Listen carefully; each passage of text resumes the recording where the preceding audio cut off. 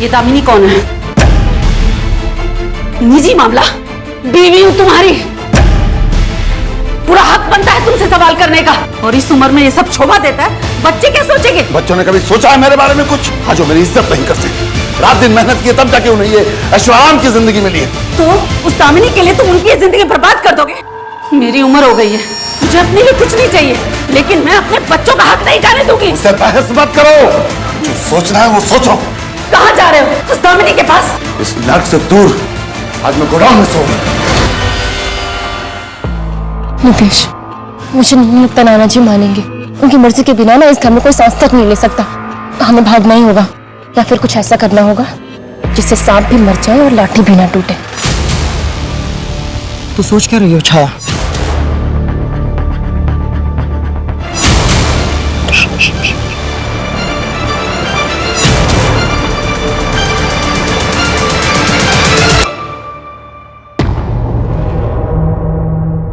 एक तुम ही हो जो मेरे दिल की बात समझती हो। तुमसे बातें कर लेता हूँ तो मन हल्का हो जाता। आपको अपने परिवार में सबसे ज्यादा भरोसा किस पे है? किसी पर नहीं, और तुम पर है। आपके परिवार, आपके बिजनेस, इसके अलावा आपके पास है क्या किसी को देने के लिए? मेरी उम्र पे मत जाओ, मैं बहुत दिलचस्प किस्म का इंसान।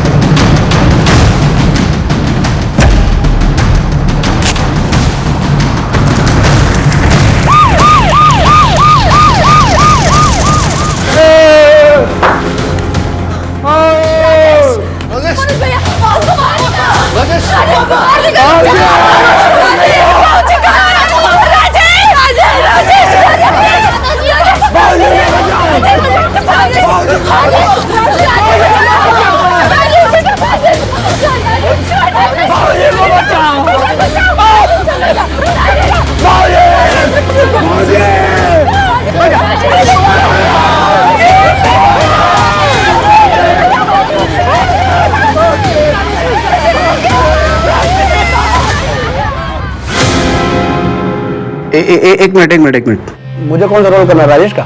हाँ आकाश जी। यार अभिषेक, इस कहानी में कुछ इंटरेस्टिंग नहीं है ब्रो। लाइक रेगुलर क्राइम है, एक मर्डर हो रहा है, वो भी 60 साल के बुड्ढे का। नया क्या इसमें? मुझे कॉमर्शियल सिनेमा करना है यार। लाइक रोमांटिक सॉन्ग हो, फाइट सीक्वेंस हो, ग्रीस प्राग का लोकेशन हो। इस कहानी में कुछ स्कोप नहीं है यार। मैं मानता हूँ कि कमर्शियल नहीं है, पर ये परफॉर्मेंस बेस्ड है सर। इतनी तरह से परफॉर्मेंस ही तो कर रहा हूँ यार। और बाय द वे, ऐसा क्या है इस कहानी में जो ऑडियंस देखेगी? इस स्क्रिप्ट की वजह से। देखिए सर, ये डेथ इस परिवार में पहली डेथ नहीं थी और पूरी दुनिया इस केस को लेकर हैरान थी। सब लोग जानना चाहते थे कि क्यों हुआ। हम इस फिल्म में उन्हें ये बताएंगे जो उन्होंने कभी नहीं सुना होगा। सब लोगों को लगता है कि एक इंसान की कहानी है, और असल में तो ये कुछ और ही है, और यही चीज माइंड ब्लोइंग है सर। अब एक बार सुन तो लीजिए। ठीक है, सुनो। कहानी शुरू होती है एक इंसान के जुनून से और खत्म होती है एक इंसान के सनक पे। आज का यह केस दर्शाता है कि हर इंसान अपनी जिंदगी में दिन प्रतिदिन कई सारी परेशानियों का सामना करता है। कई बार इनका बोझ इतना बढ़ जाता है कि कुछ लोग इससे उभर ही नहीं पाते और बिना सोचे समझे फैसले ले लेते हैं, जिससे जुर्म को पनपने का एक बहुत बड़ा मौका मिल जाता है। दिल्ली में घटी इस घटना ने सबको चौंका दिया था, पर यह तो सिर्फ शुरुआत थी। इस जुर्म के जरिए अपराध के घने तूफान ने दस्तक दी थी, जो कि दिल्ली के रहवासियों, पुलिस प्रशासन और यहां तक कि पूरे देश को अपने जुर्म के तरीके से झकझोर के रख देने वाली थी। नमस्कार, मैं आशुतोष राणा क्राइम पेट्रोल सतर के इस नए अध्याय में आप सभी का हार्दिक स्वागत करता हूं। आज मैं लेकर आया हूं एक ऐसे जुर्म की कहानी जो ना कभी किसी ने देखी होगी, ना सुनी होगी और ना ही कभी किसी ने कल्पना की होगी। यह केस अपने आप में इतना भयंकर था कि जिसने भी अपराध का वो दृश्य देखा उसकी रूह कांप गई।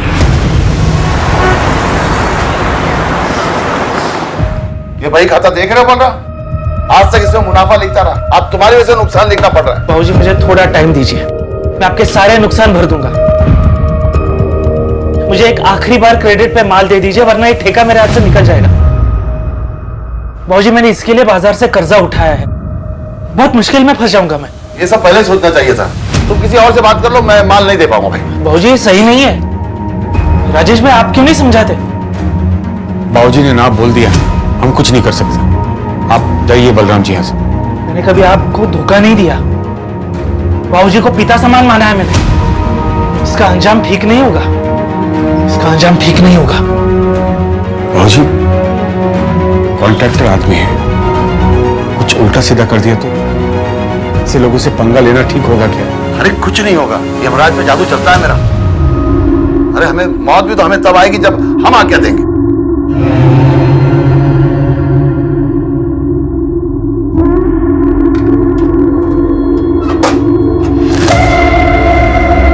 सुन, ये आज की जो बातें हैं ना, वही बही खाते में लिख देना।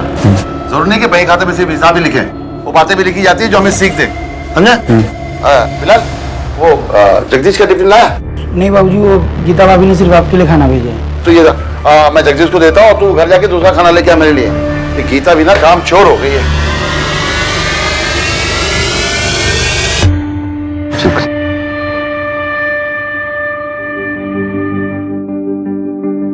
ले। बाबूजी मुझे लगा आप भूल गए। 4 साल से भूला हूँ कभी नहीं बाबूजी। और खाना लगे तो गोडाउन से आके ले लेना। जी जी बाबूजी।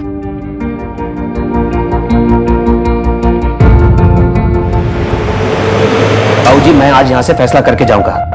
आप जो अपनी मनमानी करते आ रहे हैं ना, वो नहीं चलेगी। सबकी जिंदगी नरक बना के रखी है आपने। किसी को कोई तकलीफ नहीं है। तिनका जोड़ के मैंने ये घर बनाया और तुम इन सबकी खुशियों को डस रहे हो।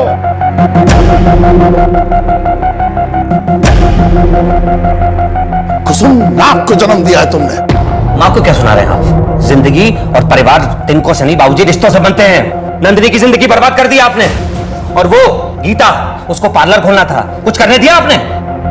अब जेठ जी मुझे इस समय आप क्यों घसीट रहे हैं? अरे बोलो, ऐसे चुप रहने से कुछ नहीं होगा। मैं अकेला कुछ नहीं कर पाऊंगा। तुम क्यों किचन में लगी रहती हो? माना कि तुम खाना अच्छा बनाती हो, इसका मतलब घर के सारे काम तुम करोगी। बस हो गया तेरे भैया, बस। देखो बाबूजी की तबीयत खराब हो जाएगी। अगर तबीयत खराब होती तो हो जाए, कल का मरे आज मर जाए, लेकिन इतनी आसानी से मरेगा नहीं है। अगर मैं ना हूं ना तो ये अजगर है, सबको निकल के जाएगा। भैया बस, इससे ज्यादा एक शब्द नहीं। देख लिया कैसे तिनको से घर बनाया आपने। एक छोटा भाई अपने बड़े भाई पे हाथ उठा रहा है। जब इसे शर्म नहीं रही तो मैं क्यों शर्म करूं? मां पूछे शरीफ आदमी से कि दामिनी कौन है। पूछ मां।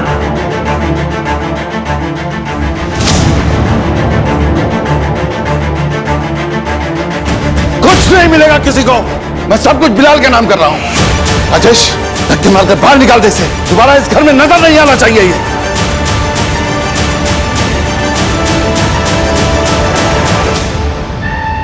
ये दामिनी कौन है? कितनी बार कहा है मेरे निजी मामलों में मत बोला करो, और जो सोचना है सोचो। कहाँ जा रहे हो? उस दामिनी के पास? इस नर्क से दूर आज मैं गोडाउन में सोऊंगा।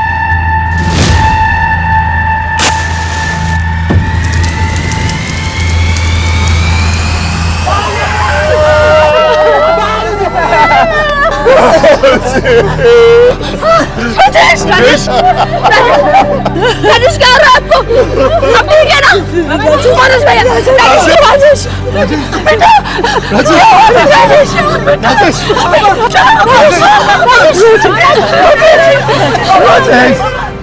क्या लगता है माथुर?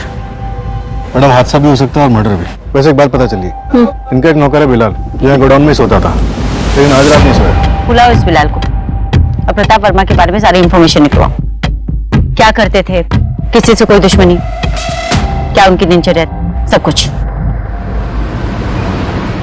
बाबूजी बहुत अच्छे थे, परिवार की डोर थे जिसने सबको बांध रखा था, पर अब ये परिवार बिखर जाएगा। आप कुछ बोलिए ना, क्या हुआ है आपको? इतनी रात को प्रताप जी गोडाउन में क्या कर रहे थे?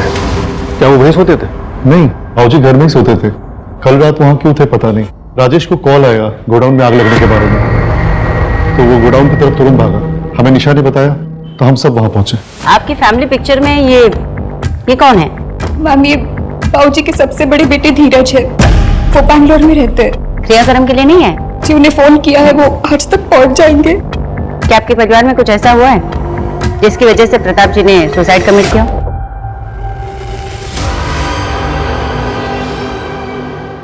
नहीं मैम, दादाजी कभी भी सुसाइड नहीं कर सकते, और गोडाउन में आग लगाकर तो बिल्कुल भी नहीं। वो अपने गोडाउन से बहुत प्यार करते थे। मैडम, वो कल मैं अपने दोस्त के घर पे सोने चला गया था। कल ही क्यों? तो कल बाबूजी के घर में झगड़ा हो गया था। राजेश साहब ने बोला था कि कहीं और जाने के लिए, और बोला था मामला ठंडा हो जाएगा तो वापस बुला लेंगे। कैसा झगड़ा? मैं सब कुछ बिलाल के नाम कर रहा हूँ। राजेश, धक्के मारकर बाहर निकाल दे इसे। दोबारा इस घर में दिखना नहीं चाहिए। मैडम, प्रताप वर्मा की पोस्टमार्टम रिपोर्ट आ गई। बॉडी पे 3rd डिग्री बर्न्स, बहुत सफोकेशन से हुई।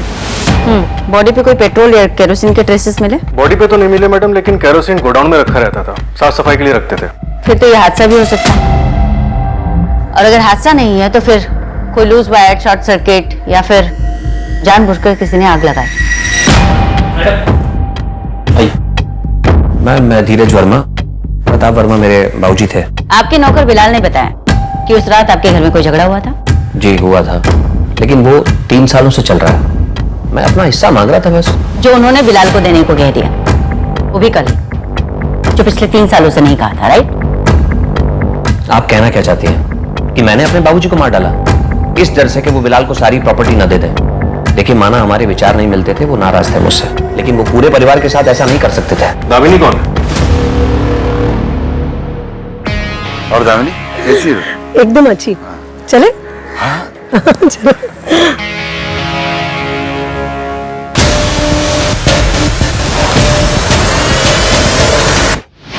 वो 3 महीने पुरानी बात है। आपको क्या लगता है कि आपके फादर का सचमुच दामिनी के साथ अफेयर था? नहीं, बिल्कुल नहीं। वो बात बस मेरे मुंह से गुस्से में निकल गई। मैम, हम वो बलराम ठाकुर के खिलाफ कंप्लेन करवाना चाहते हैं। कौन है बलराम ठाकुर? ठेकेदार है, बाबूजी से अक्सर उधारी पे माल दिया करते थे। हाल फिलहाल में मना कर दिया था तो वो नाराज था और उसे धमकी दी थी। जितना पूछा जाए उतने का जवाब दे। 12 फरवरी की रात को तू कहाँ था? प्रताप वर्मा को धमकी दी थी ना तूने? मैडम, गुस्से में सिर्फ उनको धमकी दी थी, लेकिन मेरा भी बहुत नुकसान हुआ है। मैंने उनके साथ कुछ नहीं किया। अपने पिता के जैसा मानता था मैं उनको। मैं ठेकेदार उनकी वजह से बना, यकीन मानिए मैडम। मैं कभी भी उनके साथ कुछ भी गलत नहीं कर सकता।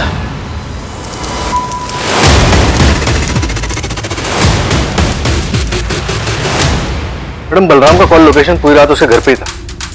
कॉन्ट्रैक्टर इतना दिमाग तो लगाएगा ही, कौन घर पे छोड़ के जा सकता है? तो मैडम, ये धीरज वर्मा, प्रताप वर्मा का बड़ा बेटा, हादसे वाली रात ये दिल्ली में ही था, झगड़े के बाद बैंगलोर गया ही नहीं। अरे मानसी, ये कैसे कपड़े पहन के कॉलेज जा रही है? मम्मी, कॉलेज ऐसे ही कपड़े पहन के जाते हैं ना। पहले दादाजी रोक टोक करते थे, अब प्लीज आप मत शुरू हो जाइएगा। मैं तो बोलती हूँ आप भी जाके ना अपना हिस्सा लो और पार्लर वार्लर खोलो।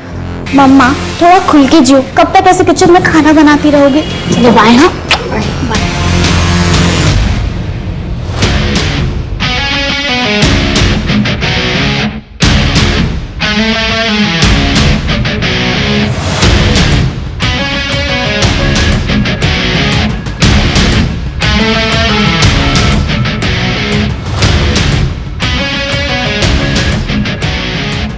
ये प्रताप वर्मा की बैंक स्टेटमेंट है।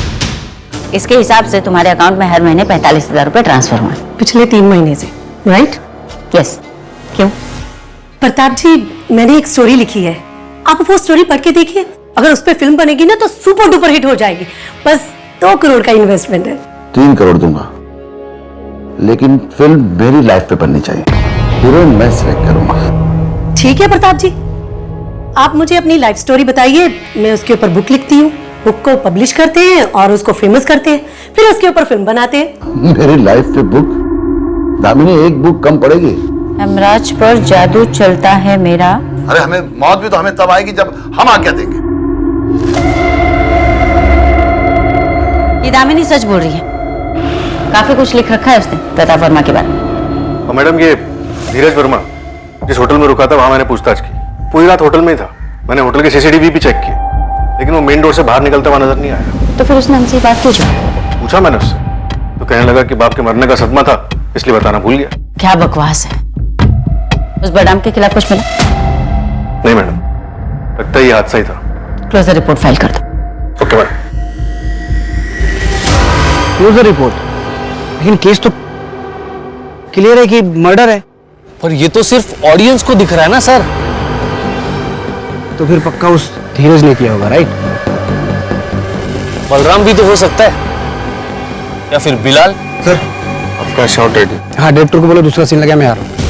हाँ, क्या नाम था उसका? बिलाल। बिलाल, बिलाल, राइट? तो बिलाल ने प्रॉपर्टी के पेपर पे साइन करवाया होगा। असली कहानी यहीं से शुरू होती है सर, और यहीं से आपका कैरेक्टर स्ट्रांग होता है। ओके, अब हम चलते हैं 1.5 साल बाद। राजेश, मैं तुम्हारा बड़ा भाई हूं, इस गोडाउन पे मेरा भी उतना ही हक है। मुझे खरीदी के नाम पे सामान चाहिए।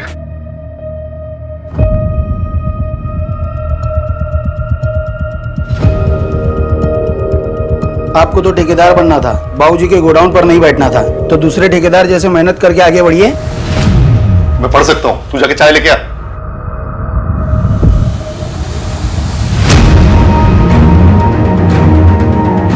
तू बलराम को उधारी दे सकते हो, हमें उधारी नहीं दे सकते।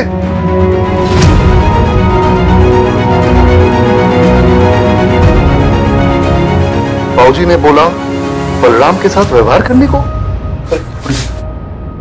मनोज, राजेश, 1.5 साल से ज्यादा हो गया, हम लोग बंटवारा क्यों नहीं कर रहे हैं? किसी से पूछिए, बाबूजी से साइनिंग अथॉरिटी बना के गए, अब ये कुंडली मार के बैठे उस पे। देख राजेश, तू यहाँ सिर्फ साइनिंग अथॉरिटी है, मालिक नहीं है यहाँ का। बंटवारा तो लीगली होना ही चाहिए। देखो, आपस में समझ बूझ के कर लेते हैं, अच्छा लगेगा। भाई भाई कोर्ट कचहरी में आपस में झगड़ा कर रहे हैं, क्या इज्जत रह जाएगी बाबूजी की?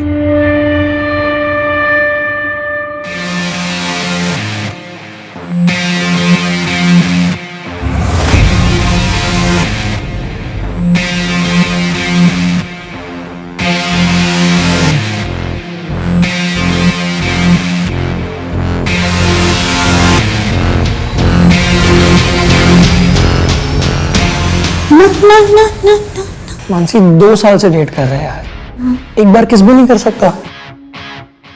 बस 8 महीने, उसके बाद ना मैं ग्रेजुएट हो जाऊंगी, छाया दीदी की भी शादी हो जाएगी, फिर ना हम दोनों शादी कर लेंगे। तुझे ना सिर्फ लगता है तेरे दादाजी के जाने के बाद में तू आजाद है, ऐसा कुछ नहीं है। वो ना तेरे दिमाग में अब भी है, उनके जो आदर्श है ना, ये सब तेरे खून में है। और कौन कहता है कि जब शादी से पहले ये सब नहीं कर सकते हैं? इनफैक्ट ये सब करने से प्यार और मजबूत होता है। देख ऋषभ, अगर तुझे ये सारी चीजें करनी है ना तो तू कोई दूसरी गर्लफ्रेंड ढूंढ ले, क्योंकि मैं तेरे साथ ये सारी चीजें शादी से पहले तो नहीं करने वाली। अरे सॉरी सॉरी, मैं मजाक कर रहा था यार। ये तो चलेगा ना? चलेगा ये। इधर तक बोलो। गया। शाबाश। एक ही सेकंड।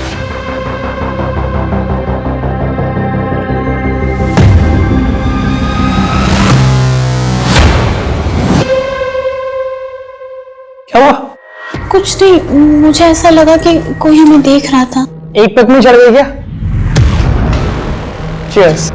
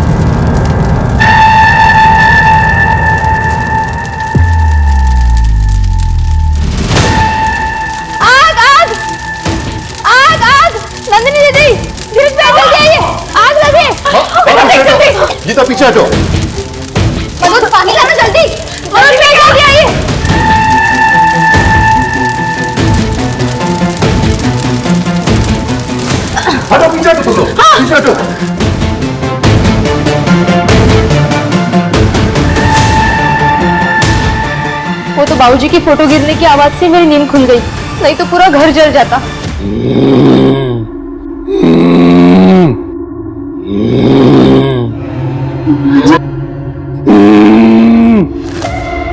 राजेश, राजेश क्या हुआ तुम्हें? राजेश, देखो तो क्या हुआ है? कुछ बोली नहीं। देख बेटा, को क्या हुआ? राजेश, उठो।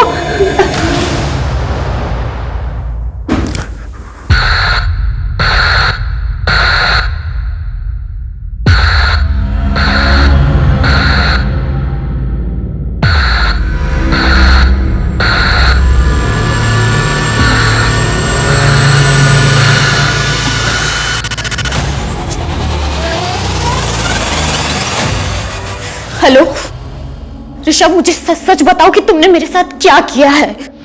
अरे बाबा मानसी, मैं सच कह रहा हूँ, मैंने कुछ नहीं किया है। देखो, तुम्हारे सोने के बाद में मैं तुरंत वहां से चला गया था। जो मार्क की तुम बात कर रही हो ना, हो सकता है तुमने शायद से स्क्रैच कर लिया हो, तुम्हारी नाखून के निशान हो सकता है कि नींद में तुम शायद गिर गई होगी बेड से, इसीलिए दुख रहा होगा।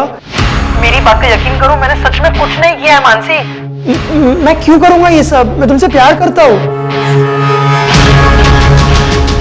हमें बाबूजी का धन्यवाद करना होगा, उन्होंने हमारी जान बचाई। वो मेरे सपने में आए और बोले माता की चौकी रखने को, परिवार के लिए अच्छा होगा।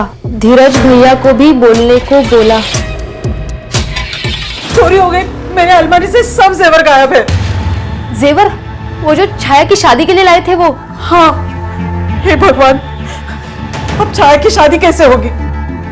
नंदिनी, फिक्र करने की जरूरत नहीं है, हम लोग हैं ना, हम संभाल लेते हैं। अरे लेकिन आखिर ये चोर हमारे घर में घुसा कैसे? ये ना बिल्कुल सेफ नहीं है, हम अभी जाकर पुलिस स्टेशन में कंप्लेन कर लेंगे। हाँ, कंप्लेन करने की कोई जरूरत नहीं गीता, आइंदा से लॉक ठीक से लगाएंगे बस।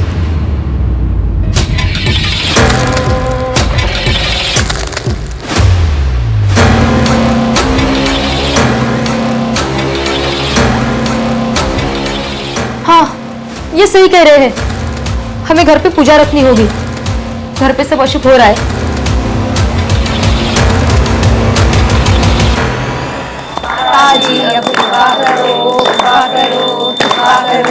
मैया जी अब कृपा करो, कृपा करो, कृपा करो। जय माता दी। माता जी अब कृपा करो, कृपा करो, कृपा करो। मैया जी अब कृपा करो, कृपा करो, कृपा करो। जय माता दी।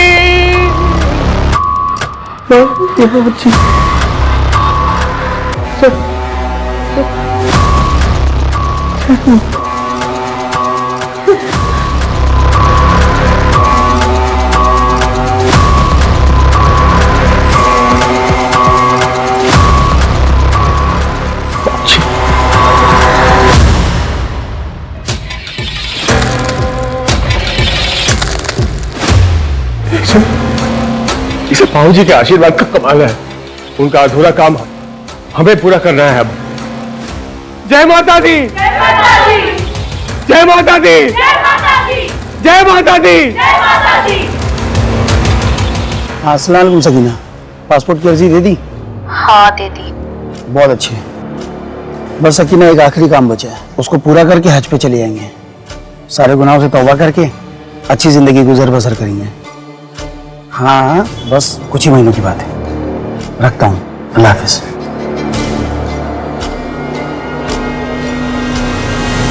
माँ जी ने डिसाइड किया है कि बंटवारा कर लिया जाए। ये तो अच्छी बात है माँ। मैं तो सोच रहा था कि आप बाबूजी की तरह। बंटवारे के खिलाफ नहीं हूँ, और वैसे भी बंटवारे के बाद भी सभी बच्चे मेरे एक साथ ही रहेंगे। तुम्हारे बाबूजी तो अब रहे नहीं। 5 हिस्से लगेंगे। गोडाउन किसके हिस्से जाएगी, मकान किसके हिस्से जाएगा, जमीन किसके हिस्से जाएगी? आप सब जल्दी चलिए, पापा को कुछ हो गया। अरे वहां नहीं, बाबूजी के कमरे में।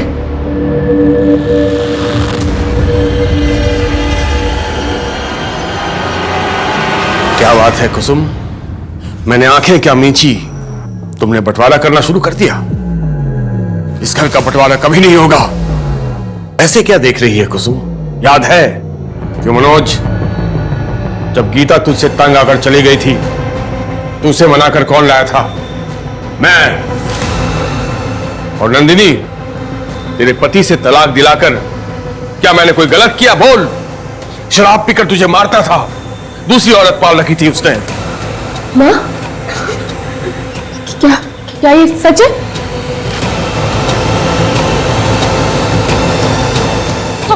आपको किसने मारा? आग किसने लगाई? बताइए ना।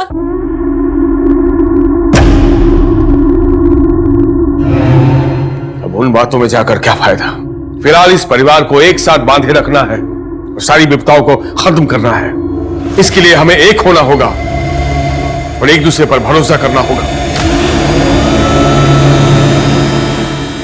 गीता, मेरी वाली कड़क चाय बना, आज चाय पीने का दिल कर रहा है। गीता, देखा तुमने? राजेश ने नया नाटक लगा रखा है। अच्छा खासा मां बंटवारा करने वाली थी। मुझे तो लगता है राजेश ये सब पावर हाथ में लेने के लिए कर रहा है। धीरज भैया, क्या इस राजेश ने तो बाबूजी को... क्या ये मुमकिन है कि किसी जिंदा आदमी के अंदर किसी मरे हुए व्यक्ति की आत्मा आ जाए? राजेश अब घर के सभी छोटे बड़े फैसले लेने लगा था, चाहे वो किसी बच्चे को सब्जेक्ट दिलाना हो, घर में कोई सामान खरीदना हो या फिर व्यापार का फैसला लेना हो। राजेश के द्वारा लिए गए फैसलों से परिवार का भला होने लगा, व्यापार में उन्नति होने लगी। पर क्या सच में प्रताप वर्मा की आत्मा उनकी रक्षा कर रही थी, या फिर इसकी सच्चाई कुछ और थी? भाई 1.5 लाख है। और बाकी का मैं अगले हफ्ते देता हूँ आपको। क्या रे, माल देते वक्त तूने बोला था ये बहुत बड़े घर का आदमी है, चिंदी निकला ये तो। दे दूंगा ना भाई, मैं थोड़ा माल मिलेगा।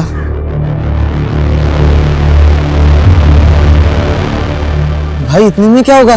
तो एहसान कर रहा हूँ तेरे ऊपर। और माल चाहिए ना तो पुराना घर चुकता कर, उसके बाद माल मिलेगा।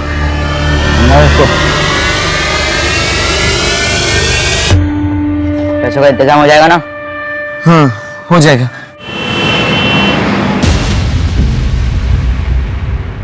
पीयूष, रोहित, बाहर जाओ। क्यों बाबा? पीयूष, जितना बोला जाए उतना किया कर।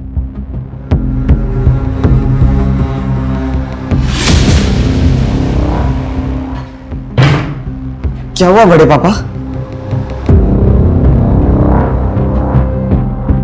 तुम्हारे घर में चोरी की ना तो अच्छा नहीं होगा।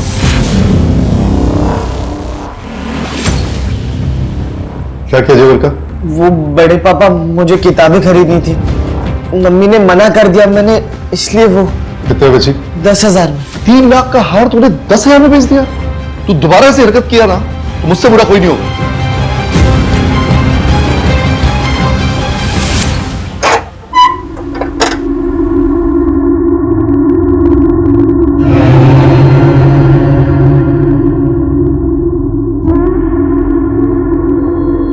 बाबूजी, कमल का पेमेंट आया, मेरे हिसाब से मैं...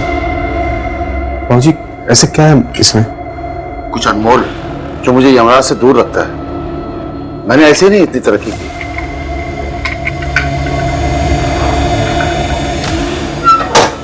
तो सुन, वो बही खाते हुए कमल का पेमेंट चढ़ा देना और कल जाके उसे पैसा बैंक में जमा कर देना, ठीक है?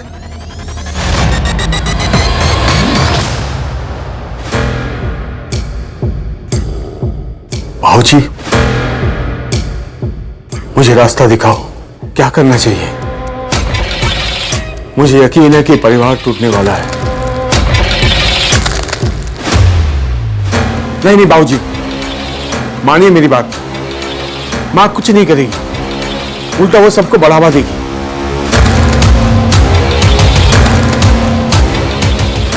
हाँ ठीक है बाबूजी।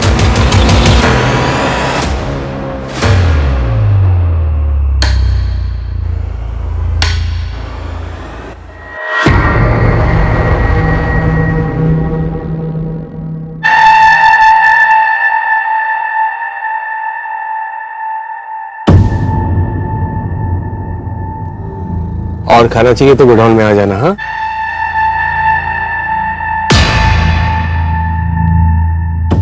यार, वो मनोज चाचा ना चाचा चौधरी बने हुए, उसका कुछ करना पड़ेगा। हाँ जल्दी कर, वरना प्रणय जो तेरा हाल करेगा ना वो तूने सोचा भी नहीं होगा। अच्छा, जो बात तूने मुझे बताई थी कि प्रणय की बाइक पर किसी ने कीचड़ उछाला था तो उसने उसको गोली से मार दिया। हाँ सुना तो मैंने भी ऐसा है। पर तू टेंशन क्यों ले रहा है? पैसा दे दे, तू इतने बड़े घर से है, तुझे क्या टेंशन है? यार वो चाचा ना गिद्ध जैसे खड़ा रहता है वहां पर। मैं कुछ करता हूँ। ये ले मैथ्स एग्जाम के क्वेश्चन पेपर 1500। मैं 1000 ट्रांसफर करता हूँ तेरे को। यार किस बात का मेरा तू, चल दे दे 1000 रुपया। चल मैं तेरे को भेजता हूँ पैसे। हाँ बाय। तुम मेरे साथ ऐसा कैसे कर सकते हो ऋषभ? हाँ खराब हो गया क्या?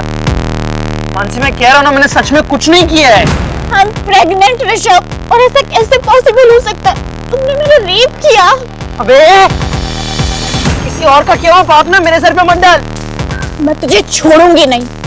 अब देख मैं तेरे साथ क्या करती हूँ। मैं पुलिस में कंप्लेन करूंगी तेरे खिलाफ।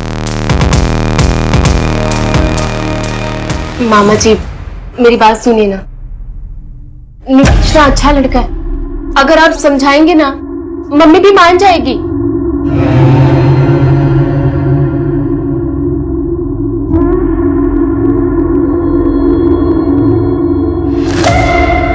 ठीक है,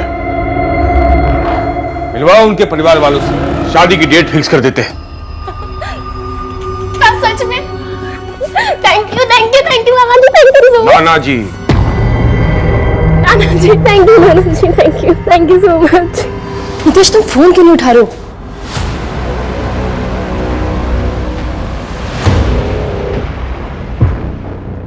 I'm so sorry uncle, I'm so sorry। Actually मैं कॉल करी थी नितेश को। मैं चलती हूँ।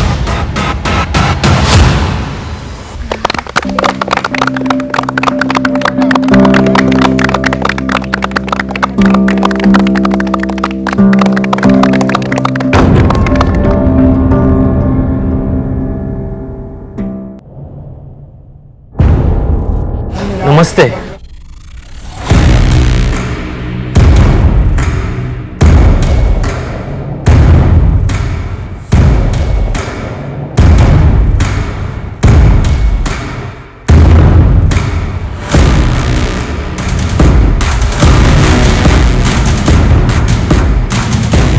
मानसी क्या कर रही है तू? कहाँ खोई हुई है? जा जल्दी जा, तमार जी के लिए जो गिफ्ट के बैग्स लाए ना वो लेकर आ। जा।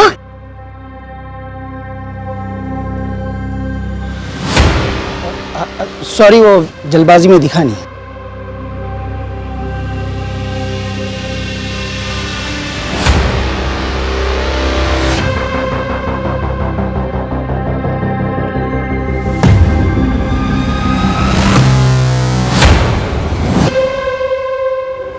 अरे यार तुम लोग यहाँ क्या कर रहे हो?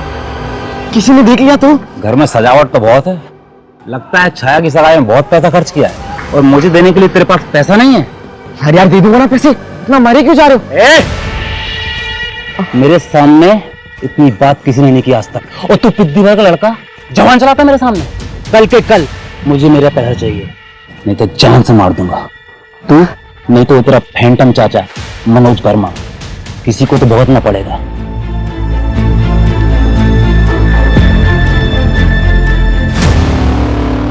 मैंने कहा था छाया की सगाई होते ही एक बड़ी विपदा आएगी, और वो विपदा हमारे दरवाजे में दस्तक दे चुकी है। इसलिए एक पूजा करनी होगी। गॉड यार अभिषेक, सीरियसली तो ये कहानी माइंड ब्लोइंग है यार। अभिषेक ये कहानी मैं ही करूंगा, ये रोल मैं ही प्ले करूंगा, तुम किसी और को ये कहानी नहीं सुनाओगे। ओके। पर ऐसे कैसे यार?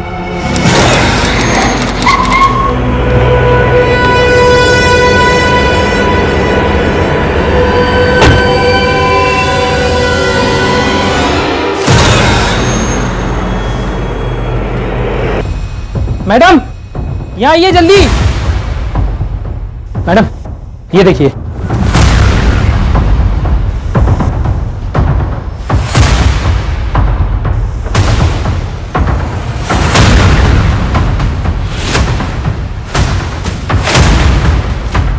मैडम कल पार्टी में फैमिली के सभी लोग थे और सभी लोग बहुत खुश थे।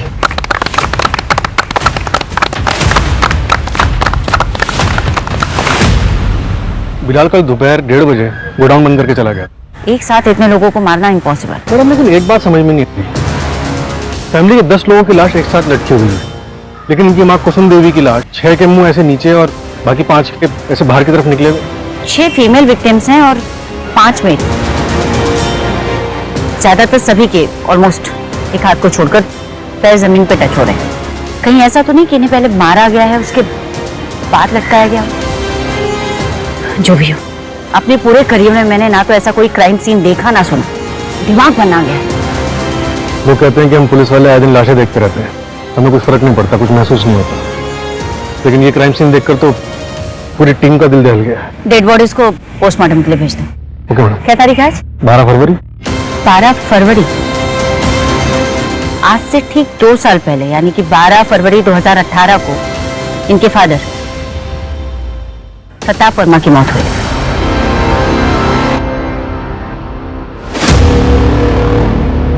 उस घर में जब भी कुछ कांड होता था तो बहुत कन्वेंटली छुट्टी पे रहता था रे। वो लोग बोलते थे जाने के लिए, तो मैं क्या करता, नौकर आदमी हूँ। तुझे कुछ लगा नहीं कि घर में ऐसा कुछ होने वाला है? नहीं, लेकिन वो राजेश साहब 6 महीने से कुछ अजीब अजीब हरकत करते थे, उनमें बाबूजी की आत्मा आती। बिल्कुल समझता है हमको, भूत प्रेत की कहानी सुनेगा।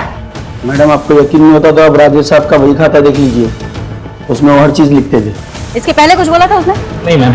अच्छे से तोड़ा साले को, शुरू से हम लोगों को गुमराह करता आ रहा है। Yes ma'am. हाँ? मैडम, मनोज की बेटी मानसी प्रेग्नेंट थी। हाँ मैडम, उसके बॉयफ्रेंड के बारे में पता लगाने की कोशिश कर रहे हैं। और एक बात मैडम, इन लोगों के घर में पिछले 4 दिन से खाना नहीं बना था, पास के किसी रेस्टोरेंट से खाना मंगवा रहे थे और कल दोपहर को सिर्फ रोटियां ऑर्डर की गई। और ये बात कौन कौन जानता था? घर वालों के अलावा शायद सिर्फ बिलाल को। ये केस है क्या माथुर को समझ में नहीं आ रहा। सुसाइड तो नहीं लग रहा क्योंकि उन 2 बच्चों के अलावा बाकी सभी के पैर जमीन को टच थे और स्टूल्स भी धोते। उनके घर के पास का सीसीटीवी फुटेज मिला? मंगवाया मैडम। मैडम, बिलाल कुछ बताने के लिए तैयार हुआ है।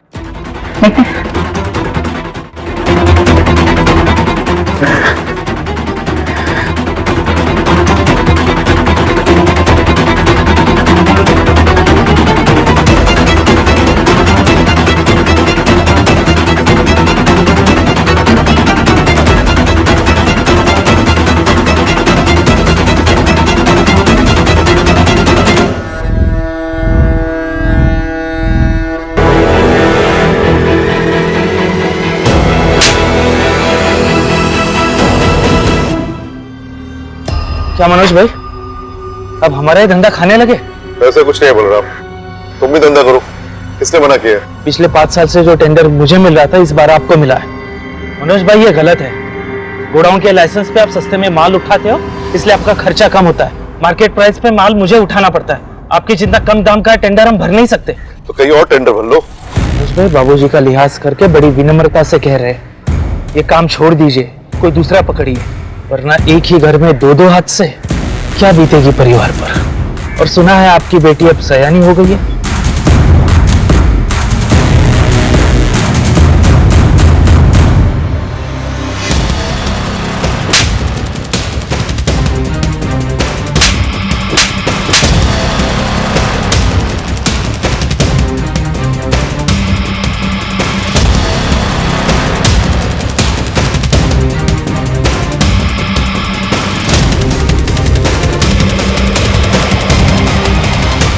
प्रताप वर्मा डेथ और अभी की वर्मा फैमिली मास डेथ में कोई भी कनेक्शन नहीं मिला। इन दोनों ही केसेस में इतना कनेक्शन तो जरूर है माथुर। जो भी मौतें हुई हैं बहुत ही मिस्टीरियसली हुई, भले ही एविडेंस, रीजन या मोटिव क्लियर ना हो। और अगर ये मर्डर है तो इस मर्डर की प्लानिंग बहुत सटीक तरीके से की गई। मैडम, धीरे से कहना है कि राजेश अपने बाबूजी की आत्मा आने का नाटक कर रहा था क्योंकि उसे पावर चाहिए थी। उसका कहना है कि मनोज की बीवी गीता को पहले राजेश पे भरोसा नहीं था, लेकिन धीरे धीरे होने लगा और फिर बाकी फैमिली मेंबर्स को, यहाँ तक कि बच्चों को भी लगने लगा कि राजेश के अंदर उसके बाबूजी की आत्मा आती थी। क्या बकवास बात है।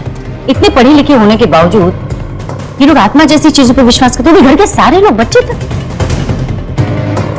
राजेश अपने बाबूजी को अपना भगवान मानता है, यहाँ तक कि उनके मरने का सदमा भी बर्दाश्त नहीं करता। पहले उसकी आवाज चले गई, फिर धीरे धीरे वो अपने बाबूजी को अपने अंदर महसूस करने लगा, बिहेव भी उनके जैसे करने लगा। वो सब कुछ अपने बाबूजी के जैसे करता था जैसे वो करते थे। हाँ मैडम, बिलाल और धीरज की बातों से तो यही लगता है। बिलाल ने कहा था ना कि राजेश कोई बही खाता लिखता है। हाँ मैडम, उसे समझा था।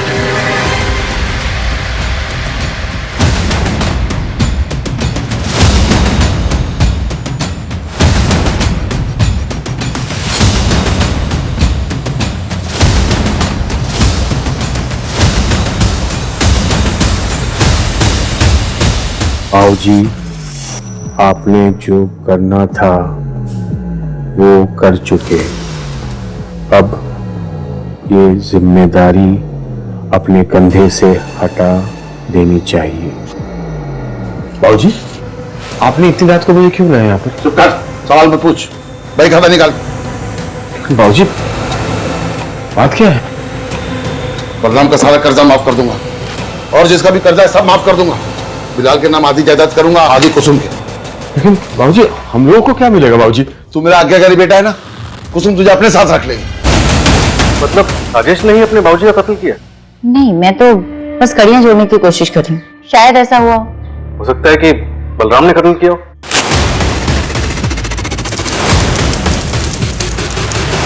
आगे इसमें लिखा हुआ है कि बाबूजी आपके कहे अनुसार सब ठीक हो गया है। छाया की शादी है, उसको आप पर भरोसा हो गया, पर कुछ बुरी शक्तियां हमें तंग कर रही हैं। हमें शक्ति दो बाबूजी, शक्ति दो इन बुरी शक्तियों से लड़ने की।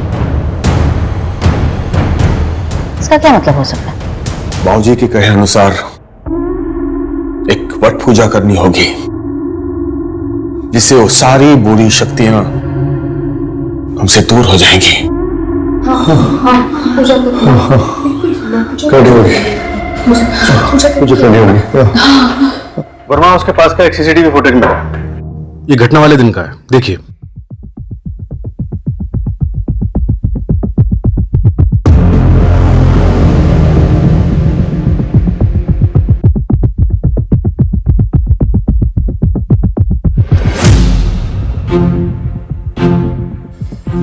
पोस्टमार्टम रिपोर्ट के मुताबिक किसी की बॉडी में से कोई भी नशीला सब्सटेंस नहीं मिला। तो क्या ये मास सुसाइड ही था? मैडम, भाई खाता पढ़ के तो ऐसे ही लग रहा है। उस बिलाल का कुछ पता चला? बिलाल की कॉल लोकेशन के हिसाब से वो अपने दोस्त के घर पे ही था और वर्मा हाउस के आसपास किसी सीसीटीवी में भी नहीं दिखा वो। इस बिलाल का उस रेस्टोरेंट के किसी स्टाफ के साथ कोई लेना देना? नहीं मैडम, कॉल रिकॉर्ड साफ। किसी भी स्टाफ मेंबर का या वेटर का किसी सस्पेक्ट या फैमिली मेंबर के साथ कोई कांटेक्ट नहीं था। उस दिन रोटियां भी राजेश ने ऑर्डर की थी। ऐसे कैसे हो सकता है माधव? एक आदमी ने परिवार के सारे लोगों का ब्रेन वॉश कर दिया। 11 लोग, किसी एक का भी दिमाग नहीं चला। कुछ समझ में नहीं आ रहा।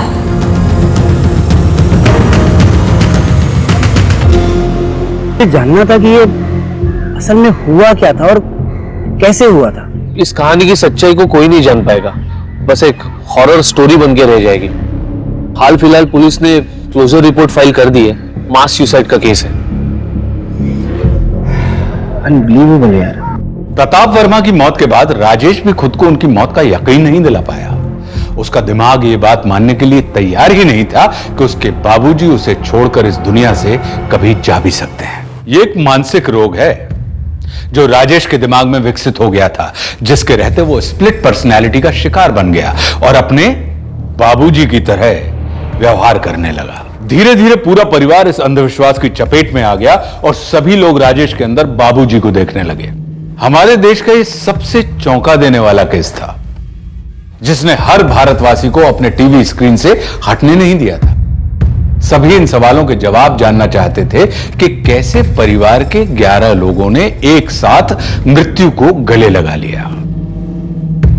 क्या ये सच में खुदकुशी थी या फिर एक योजनाबद्ध सामूहिक नरसंहार? प्रताप वर्मा की एक्सीडेंटल डेथ की तरह इन 11 लोगों की मौत के केस में भी पुलिस ने मौकाए वारदात पर मिले सबूतों के आधार पर क्लोजर रिपोर्ट फाइल कर दी थी। विश्वास और अंधविश्वास में यही फर्क होता है।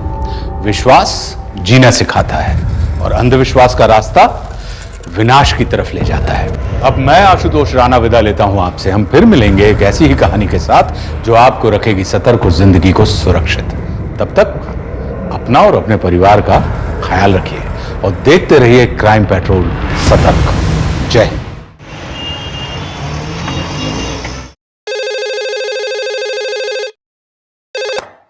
Hello, Ashoknagar police station, PSI सिरके स्पीकिंग। आपके पुलिस जीप में बॉम्ब प्लांट किया है मैंने। क्या? आज 1 अप्रैल है, मैं ही मिला तुझे बनाने के लिए। जब ब्लास्ट होगा ना तब समझ आएगा। हेलो हेलो, क्या हुआ सर? पता नहीं किसी का फोन था, कह रहा था कि बाहर जो पुलिस कार है उसमें बम रखा हुआ है। चांस नहीं ले सकते। एक काम करो, बाहर का पूरा एरिया क्लियर करवाओ, मैं सर को बताता हूँ। चलिए चलिए, एरिया क्लियर कीजिए, इस साइड। बाहर जाइए, बाहर जाइए। सर, अभी लैंडलाइन नंबर पे फोन आया था। वो कह रहा था कि पुलिस स्टेशन के बाहर जो कार खड़ी है उसमें बम रखा हुआ है। क्या? हाँ सर, लेकिन आज 1 अप्रैल है। फिर भी मैंने तृप्ति को कहा है कि बाहर का एरिया क्लियर कर दे। सब कुछ क्लियर कर रहा है ना बाहर? Yes sir. पीछे होइए आप लोग। सर प्लीज मत जाइए, बॉम्ब स्क्वाड का वेट करते हैं सर।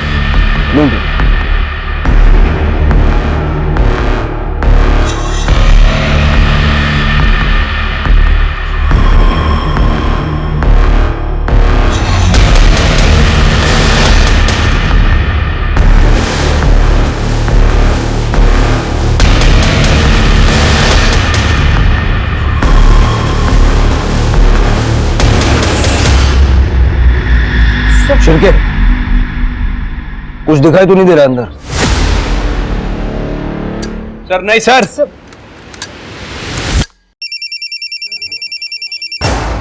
हेलो। हैप्पी अप्रैल फूल। इस तरह का मजाक करना कितना भारी पड़ सकता है जानता तू? ये वाला मजाक था क्योंकि मुझे पुलिस स्टेशन के अंदर बॉम्ब रखना था, इसलिए तुम सबको बाहर निकाला। अरे ये सुन, हेलो शिरके, बॉम्ब अंदर है, सबको बाहर निकलवाओ।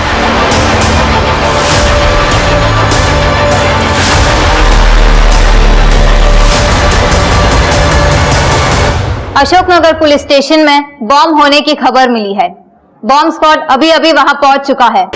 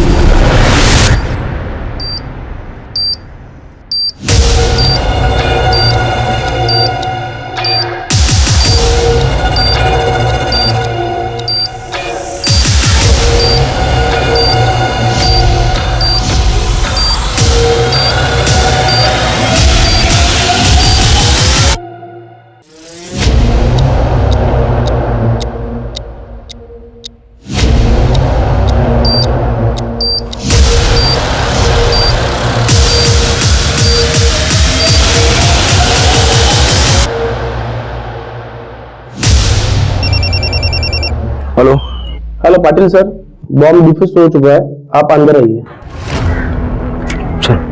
सर ये बॉम्ब तो इंटरनेट से देखकर बनाया गया है। सर पूरे लोकल प्रोडक्ट यूज किया गया है। शिरके, सारा सीसीटीवी फुटेज चेक करो और पता करो ये लाया कौन और किसने मेरे नंबर पे कॉल किया। सर मुझे लगता है कि किसी ने हमसे खुन्नस निकालने के लिए बॉम्ब प्लांट किया है। पता लगने तो दो, उसकी खुन्नस मैं निकालूं।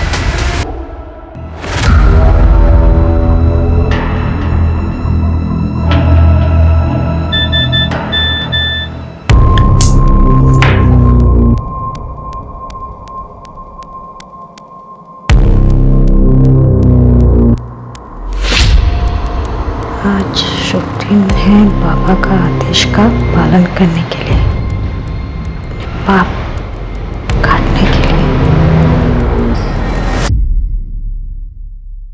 नमस्कार, मैं आशुतोष राणा क्राइम पेट्रोल सतर्क में आप सभी का हार्दिक स्वागत करता हूं। आजकल इंस्टेंट का जमाना है, हमें सब कुछ इंस्टेंट चाहिए, चाहे वो खाना हो, न्यूज हो या इंफॉर्मेशन।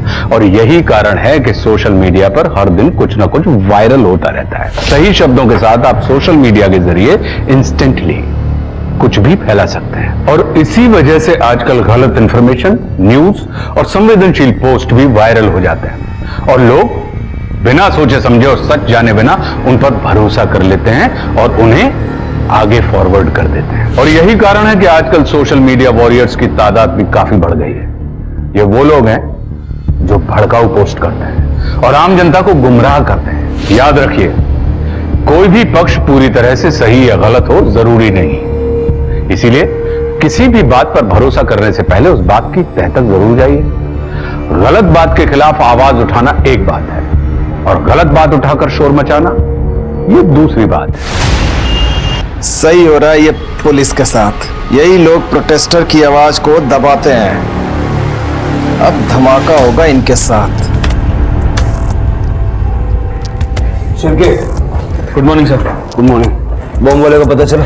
हाँ सर, ये देखिए, इसका नाम मोहन अय्यर है, ये अशोकनगर में रहता है। सोशल मीडिया पे बहुत सारे रेडिकल कमेंट्स करता है।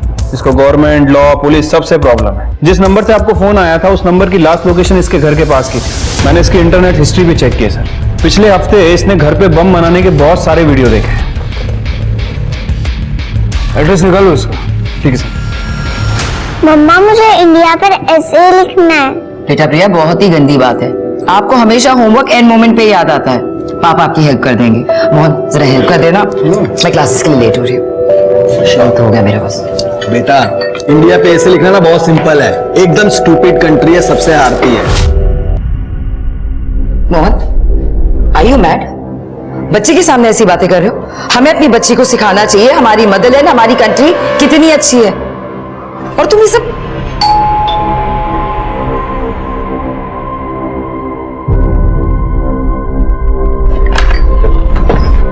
हटिए। अरे क्या बात है? यहाँ से कैसे घुसे चले आ रहे हो तुम लोग? सर, वारंट लेकर। अरे पर काय का वारंट? चुपचाप बैठ जाओ उधर। ऑफिसर, क्या बात है? आपके हस्बैंड ने पुलिस स्टेशन में बॉम्ब प्लांट किया। क्या? सोशल मीडिया के पोस्ट पड़े हैं सारे तुम्हारे।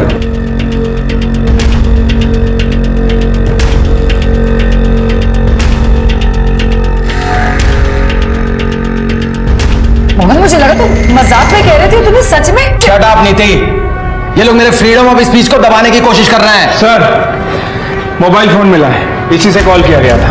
से देखिए, बॉम्ब बनाने का मटेरियल मिला है। पर ये मेरा नहीं है। हमारे पुलिस स्टेशन का लॉकअप तो तुम्हारे ही क्यों चले? अरे लेकिन मैंने कुछ किया। सर, ऑफिसर, सर,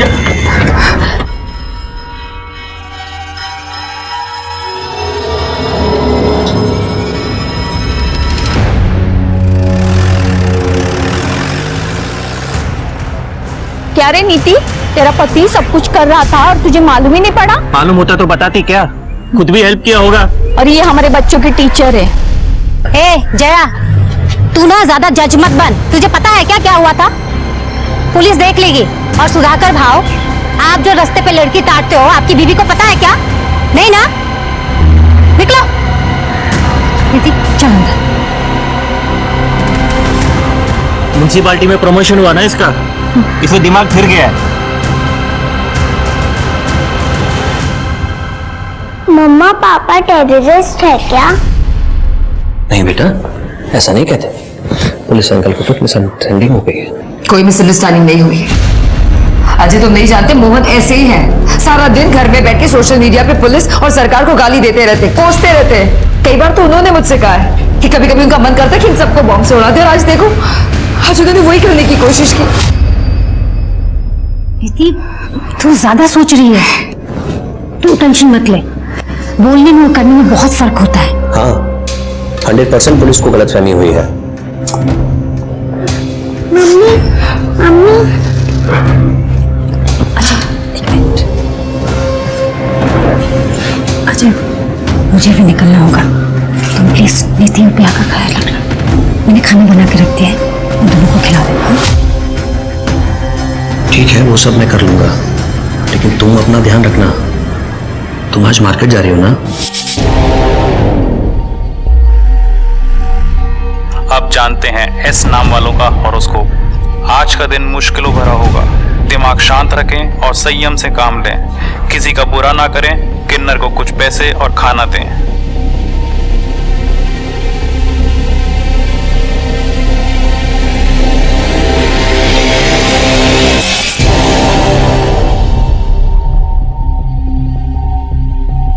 ये लो, अच्छे से आशीर्वाद दो मुझे।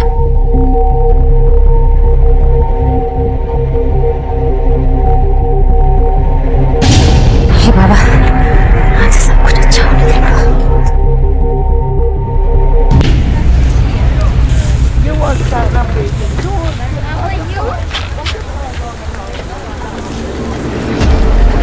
इधर इधर रुको।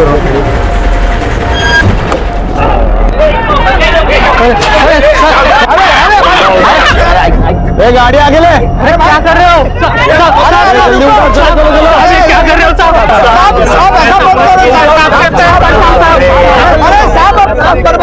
शांत हो जाओ, शांत हो जाओ। एक मिनट, इधर क्या बोर्ड लगा है? बोर्ड क्या लगा है? नो हॉकर जोन है ना, तो यहाँ पे क्यों ढेला लगाया? अरे पर साहब, ढेला लगा तो उठाएंगे। होगा क्या? लेकिन क्या करेंगे साहब? अरे पर साहब, मैडम आइए, मैडम से बात करो। मैडम से रुको, शांत हो जाओ, पीछे हो। मैडम मेरे बच्चा का 10वीं का परीक्षा है, अगर आप मेरा ठेला ले जाओगे तो इसका पढ़ाई रुक जाएगा। लेकिन आप लोगों को यहाँ ठेला लगाना नहीं चाहिए था ना, ये नो हॉकर जोन है, पता है ना आपको? अरे पर मैडम, हम तो इतना ज्यादा पैसा खिला कर ये ठेला लगाते हैं, इतना जरा मत कीजिए मैडम। अरे रुको रुको, शांत हो जाओ। बच्चे का पढ़ाई का मामला है। मैडम यहाँ पे सबकी कुछ ना कुछ प्रॉब्लम है, इसको छोड़ेंगे तो सबको छोड़ना पड़ेगा। मैडम आप टेंशन मत लो, मैं देखता हूँ। ये चलो ऑटो, ये चलो, ये बाजू में ऑटो सब साथ। जल्दी उठो, जल्दी उठो। मैडम मैडम, हमारे बच्चों का खाना छीनकर कभी सुखी नहीं रहोगी। हाय लगेगी, हाय लगेगी मैडम, हाय लगेगी मैडम, हाय लगेगी मैडम।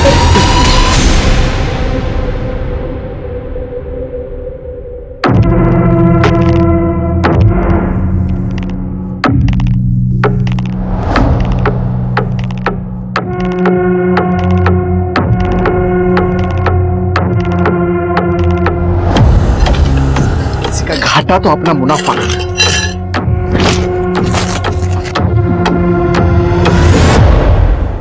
पहली पोस्ट, ये देश निकम्मा है, देश की सरकार निकम्मी है, पुलिस निकम्मी है, बस इन्हें हमारी आजादी छीनना आता है।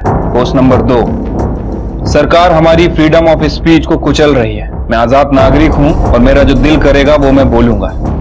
तीसरी पोस्ट, के आईटी सेल वाले लोगों ने मुझे गाली दी है, इनके खिलाफ सख्त से सख्त कार्रवाई होनी चाहिए। मोहन जी, आप किसी को कुछ भी कहें क्योंकि वो आपका अधिकार है, लेकिन कोई आपको कुछ नहीं कहे। हाँ तो इसमें गलत स्टेटमेंट क्या है सर? ये मेरी फ्रीडम ऑफ स्पीच है एंड आई नो कि इस देश के लोगों को मेरी इंटेलेक्चुअल इक्वालिटी की बात समझ में नहीं आएगी। इतनी नफरत करते हैं अपने देश के लोगों से। सर प्यार करने जैसा है ही क्या? यूएस, दुबई, अमेरिका को देखिए ना। बाहर के देशों में क्या क्या होता है वाकई में जानते हो? एक अच्छा देश बनता है अच्छे नागरिकों से, ना कि सोशल मीडिया पे तलवारें चलाने से। वैसे तुम्हारा टैक्स फ्रॉड काफी लंबा चौड़ा है। मैंने तो यहाँ तक सुना है कि तुम अपने मेड सर्वेंट और कचरे वाले से भी लड़ते हो। तुम्हें फ्रीडम ऑफ स्पीच चाहिए, लेकिन सबके सामने बीवी ने एक बार उल्टा जवाब दे दिया, तुमने सबके सामने उसे थप्पड़ मार दिया। देखिए सर, अब बात को घुमाइए मत। मैं मानता हूं कि मैंने ये सब कुछ किया है, लेकिन ये बॉम्ब मैंने नहीं प्लांट किया है। देखो, सीसीटीवी फुटेज दिखाता है। ये फुटेज में तुम दिख रहे हो। तुमने वो टी शर्ट पहनी है जो सोशल मीडिया पे डीपी में पहनी है ना, तुमने बड़े चाव से फोटो डाली है। सर मेरी वो टी शर्ट कब की खो चुकी है। कोई फंसा रहा है मुझे इसमें।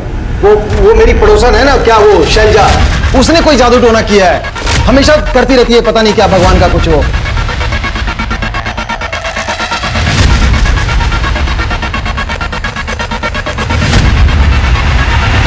तुम तो भगवान में नहीं मानते हो ना, तो किस बात की टेंशन? इसको क्या कहते हैं? हिपोक्रेसी। हिपोक्रेसी। इसकी एक कड़क चार्जशीट बनवाओ, मैं अपने लिए कड़क चाय बनवाऊं। सब बिलीव मी, मैंने कुछ नहीं किया है, कोई मुझे फंसा रहा है सब।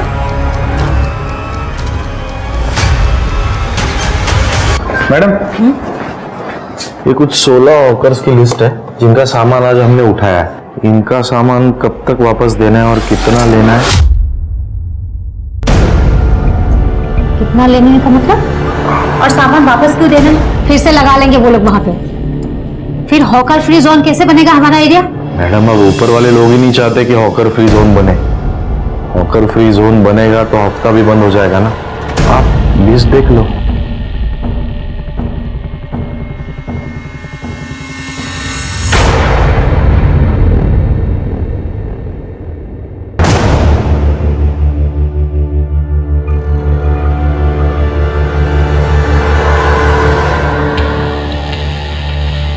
हेलो अजय, कॉल किया था? सब कैसा था? अरे मत पूछो, बहुत खराब था। लोगों ने बहुत गालियां दी मुझे। मुझे ना एक जॉब ही नहीं जमता यार। ऐसा ना को बोलूं, सब ठीक हो जाएगा शैलजा।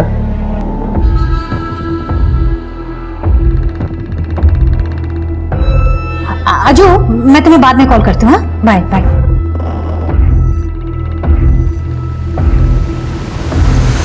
यही घर था? हाँ सर, मुझसे यही सामान रखने के लिए बोला था, तो मैं सामान रख के निकल गया। उसके बाद किसने उठाया क्या करा मैंने नहीं देखा। हाँ सर, ये सिम कार्ड मैंने ही बेचा 6 महीना पहले। शक्ल तो याद नहीं है, पर पेपर वर्क सब ठीक था तो मैंने दे दिया। ये था? साहब कुछ बता नहीं सकते। इस आदमी को इस एरिया में आते जाते हुए देखा है कभी?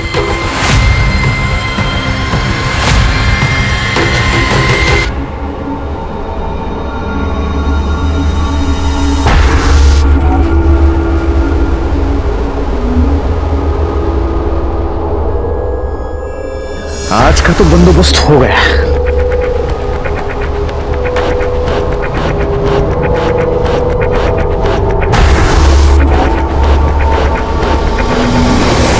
तू गद्दारची बायको आहेस, तू आमच्या मुलांना नाही शिकवणार।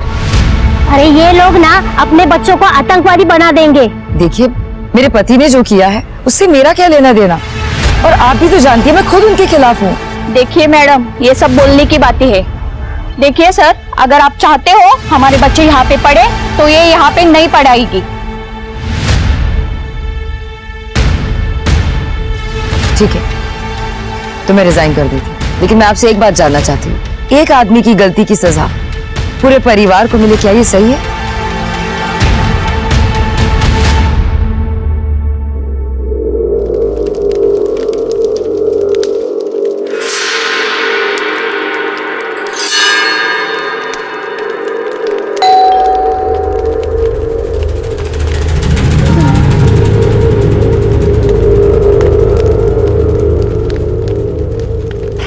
मेरी अच्छे से पढ़ाई है ना? मैम आपने जो भी कहा मैं लेके आया हूँ। मैंने सब तैयार कर दी। आ जाओ। मैम इससे मेरा सीए तो क्लियर हो जाएगा ना इस बार? बाबा जी पे भरोसा रखो, उन्होंने इसमें लिखा है कि हमारे पिछले जन्म का पाप इस विधि से कट जाएगा।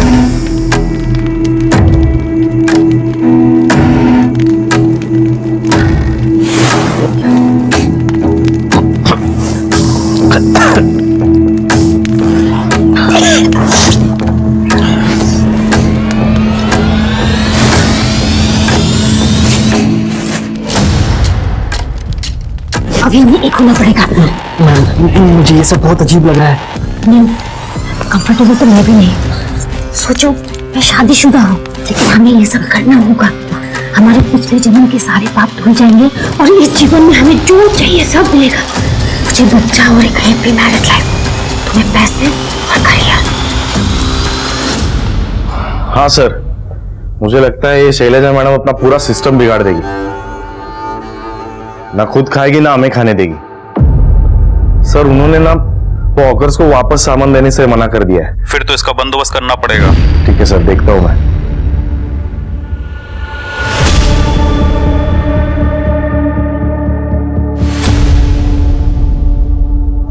अरे अरे कौन हो तुम लोग? अरे भाई साहब क्यों मार रहे हो? अरे क्यों मार रहे हो? अरे कौन हो यार तुम लोग? ये रुके, चलो। सेठी नाम है मेरा, बोलना अपनी बीवी को मेरा लिकर शॉप बंद करवाए ना, ये उसकी पहली किस्त है, छोड़ेगा नहीं उसको, समझा? चलो रे।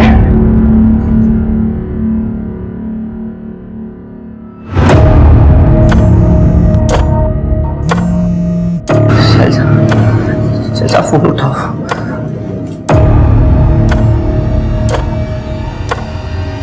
अजय, अजय क्या हुआ? किसने किया ये सब? पता नहीं कौन लोग थे। तुम उठो आराम से।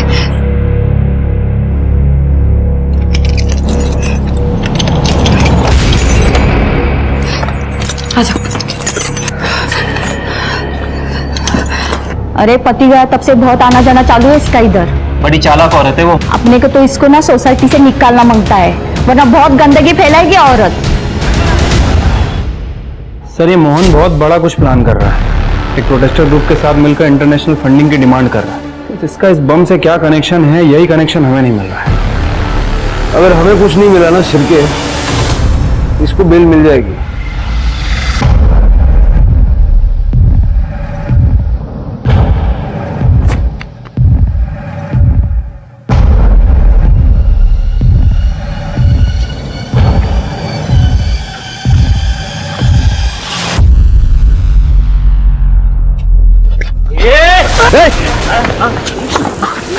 मरे हुए लोगों की लकड़ियां बेच के नशा करेगा? हाँ?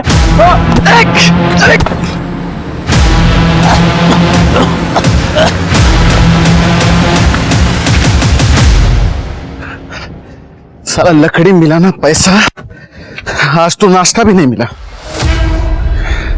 बाबूराव को मैं छोड़ेगा नहीं, ऐसा फंसाऊंगा ना उसको।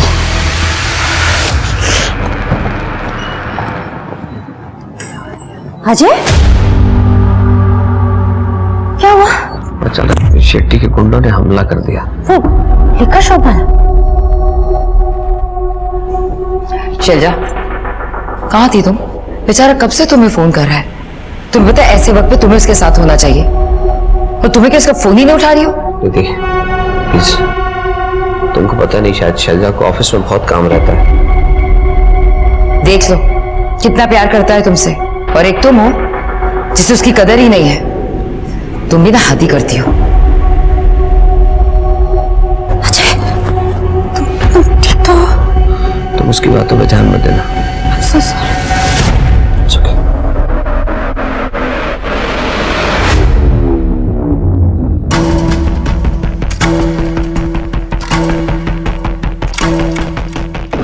कैसी बहन है तू? तूने तो मेरे पति का ऑफिस से तोड़ दिया। भाई, वो इलीगल था। अरे अपनों के लिए क्या लीगल और क्या इलीगल? तू कभी सुखी नहीं रहेगी, मेरी आय लगेगी तुझे।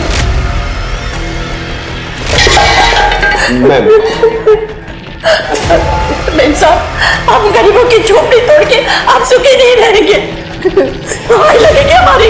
मैडम, हमारे बच्चों का खाना छीनकर कभी सुखी नहीं रहोगी। आय लगेगी, आय लगेगी मैडम, आय लगेगी।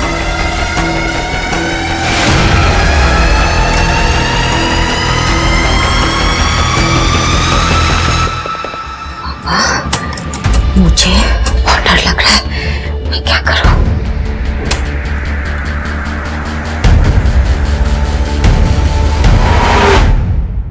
अब देखना कैसे बैंड बजाता हूं मैं तुम सबकी इस हैरेसमेंट के लिए।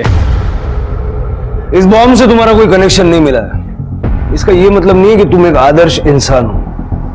तुम्हारे सारे एंटी नेशनल पोस्ट्स, प्लान्स हमने पढ़े हैं। तुम्हें बेल मिली है, सेडिशन चार्जेस हटाए नहीं है। जिस देश का खाते हो उसके लिए कुछ करो।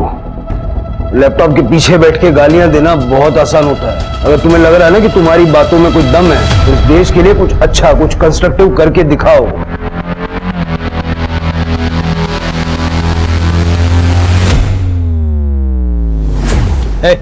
क्या तमाशा चल रहा है क्या यहाँ पे? जाओ, रुक जाओ यहीं पर, तुम इस घर में नहीं आ सकते। क्या ये मेरा घर है और तुम लोग मेरी फैमिली हो। नहीं, मैं तुम्हारी वाइफ हूं, लेकिन ऑनेस्टली बोलो, मुझे ना ही तुम्हारी पर्सनालिटी पसंद है, ना ही आइडियोलॉजी। हर बार बस एक ही चीज का रट्टा मारते हैं, freedom of expression, freedom of speech. मुझे फ्रीडम नहीं इस घर में पूजा करने की, मेरी बच्ची को फ्रीडम नहीं है फैंसी ड्रेस कॉम्पिटिशन में भारत माता बनने की। ऐसे नहीं बनती फैमिलीज। सच यही है कि तुम सिर्फ इतना ही चाहते हो कि हम तुम्हारे हिसाब से चले। हिपोक्रेट हो तुम। Now just get out. मैं तुम्हें डिवोर्स दे रही हूँ। तुम मुझे डिवोर्स देगी? हाँ। तुम मुझे डिवोर्स देगी? तुम मुझे डिवोर्स देगी? हाँ। तुम मुझे डिवोर्स क्या कर रहे हो? डिवोर्स देगी मुझे? मेरा घर है और मुझे डिवोर्स देगी? शर्म नहीं आती? औरत पे हाथ उठाते हैं। इससे क्यों शर्म आएगी? ये कोई पहली बार थोड़ी ना किया है, ये तो आदत है इनकी। मोहन, अभी निकलो यहाँ से, नहीं तो मेडिकल एब्यूज में अंदर करवा दूंगी। तुम सबको देख लूंगा मैं, और तू याद रखना, तुझे तो मैं छोड़ूंगा नहीं। अभी निकलो, दोबारा दिखना नहीं। चले हटे। मोहन और शैलजा दोनों ही अपनी कमजोरियों के शिकार थे। केस के इस मोड़ पर साफ था कि कोई मोहन के एंटी नेशनल इमेज का और शैलजा के पैरानॉइड होने का फायदा उठा रहा है। पर फायदा क्यों उठा रहा है ये अब तक समझ नहीं आ रहा था। वहीं इस बात से अनजान मोहन और शैलजा दोनों ने अपनी शादीशुदा जिंदगियां बर्बाद कर ली थी। पुलिस अब भी नहीं समझ पा रही थी कि आखिर पुलिस स्टेशन में किसने बम रखा था और कोई मोहन को क्यों फंसाना चाहेगा। वहीं किसी ने शैलजा को बड़ी बेरहमी से मार डाला था। क्या शैलजा के मर्डर का कनेक्शन मोहन से जुड़ा हुआ था या कोई उसे रास्ते से हटाने या अपनी इज्जत बचाने के लिए यह सब कर रहा था। पर आगे जो इस केस में होने वाला था वो और भी चौंका देने वाला था।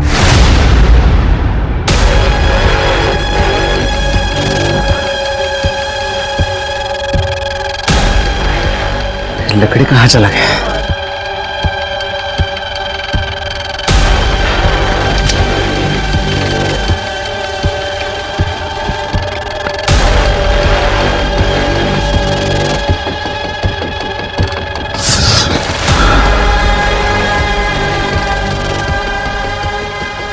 आइला या बाबूराव छा,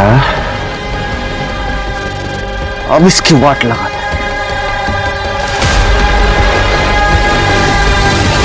कल रात भर दिन भर कोई बॉडी नहीं आया साहब, कोई भी बॉडी नहीं आया। कल जब मैं लकड़ी चुराने को गया ना साहब, तब वहां पे लकड़ी नहीं था। हाँ, लेकिन रात गर्म था साहब। तो क्या 24 घंटे शमशान पर नजर रखता है? अरे नहीं साहब, वो थोड़ी देर के लिए मंदिर के पास गया था, भंडारा था रात को 8:30 बजे।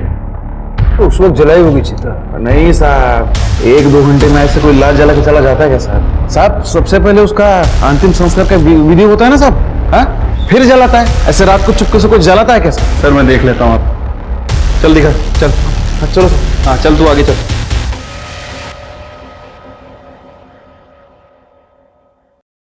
आई एम सॉरी बेटा, और मैं मेरी बेटी का सच तुम्हें बताना चाहता था। शैलजा ऐसा नहीं कर सकती, ये सब झूठ है। पहले मुझे भी भरोसा नहीं हुआ, इसलिए मैंने उसे सामने से पूछा। शैलजा, ये सच है? हाँ पापा, लेकिन पापा ये करना बहुत जरूरी था। मैं आपको मिलकर सब समझाती हूँ।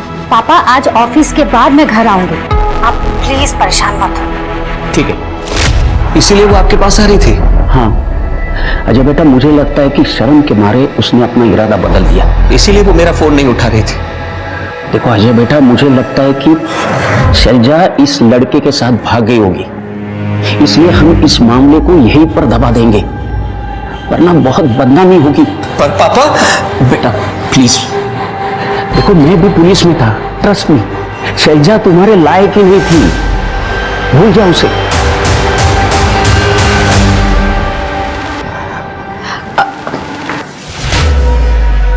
अजय,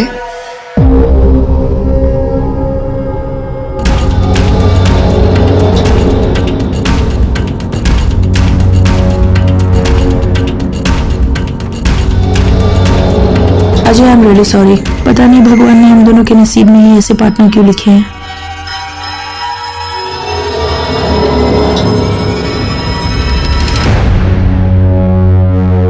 क्या साहब, आप भी इस नशेड़ी की बात सुन के आप यहाँ आ गए? हमें मत सिखाओ किसकी बात माननी है किसकी नहीं माननी है। सिर्फ इतना बताओ कि कितनी लाशें जली और कितनी लकड़ियां बची हैं। साहब ये रजिस्टर लीजिए। और वो बीरू ने ये नहीं बताया कि वो यहाँ से लकड़ियाँ चोरी करता है? सर रजिस्टर तो ठीक से मेंटेन है, पर कुछ लकड़ियां कम है। रीजन मेंशन है कि चोरी हो गई है, तो लेकिन ये लकड़ियां पिछले हफ्ते चोरी हुई थी। कल कोई लाश जली थी? नहीं साहब। तो फिर कल रात क्यों गर्म थी? साहब कहाँ रात गर्म थी साहब, वो बीरू मुझे फंसाने के लिए सब बोल रहा है। मैंने उसको पिछले हफ्ते मारा था, वो यहाँ चोरी करने आया था साहब। काटे, ये रात का सैंपल कलेक्ट करो और फॉरेंसिक को भेजो। Yes sir.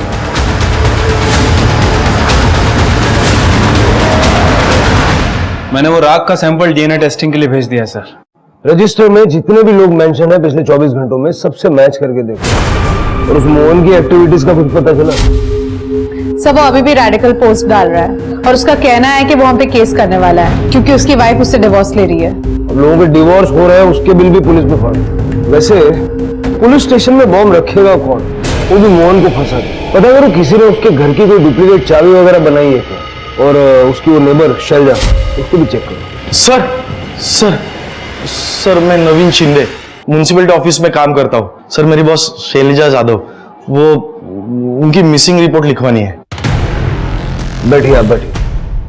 सर वो 2 दिन से ऑफिस नहीं आई है, उनका फोन भी स्विच ऑफ है। उनके हस्बैंड को कॉल किया तो वो कह रहे मुझे नहीं मालूम। सर मुझे जरूर कुछ फाउल प्ले लग रहा है। शिरके, इनसे सारी डिटेल्स लो और जाके पूछताछ करो और शुरुआत उनके हस्बैंड से करो। सर क्या ये सब? हाँ क्या है? पति के साथ गद्दारी करती हो, फिर पति को घर से निकाल के अजय के साथ ऐश करती हो। पूरे सोसाइटी का नाम खराब करके रखा है। मैंने कुछ निकलो इसको, निकालो, चलो। देखो क्या हो रहा है ये? कितने घटिया लोग हो तुम। एक औरत और आदमी के बीच में क्या यही रिश्ता दिखता है तुम्हें? छी, तुम सबका नजरिया गंदा है। काली किसके मुंह पर नहीं, तुम सबके मुंह पे होनी चाहिए। मैं डिक्लेयर करता हूं सबके सामने कि मेरी बीवी छोड़ के भाग गई मुझे, और ये सच्चे दोस्त की तरह मेरा साथ दे रही है। तो तुम दोनों बेकार हो। निकालो दोनों को। निकालो, छोड़ मुझे।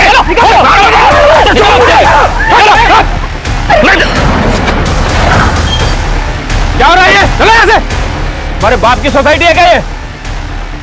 तृप्ति, इन्हें अंदर लेके जाओ। चलो चल। अब ठीक है?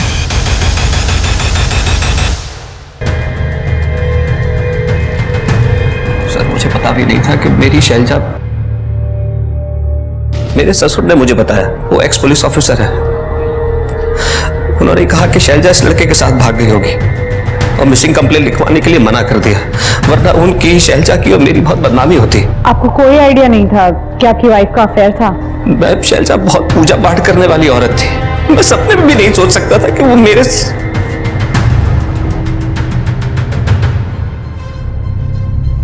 सर ये अजय ने बताया कि शैलजा अचानक अपने फादर के घर चली गई। पहले वो ऑफिस जाने वाली थी, उसके बाद अपने फादर के घर जाने वाली थी।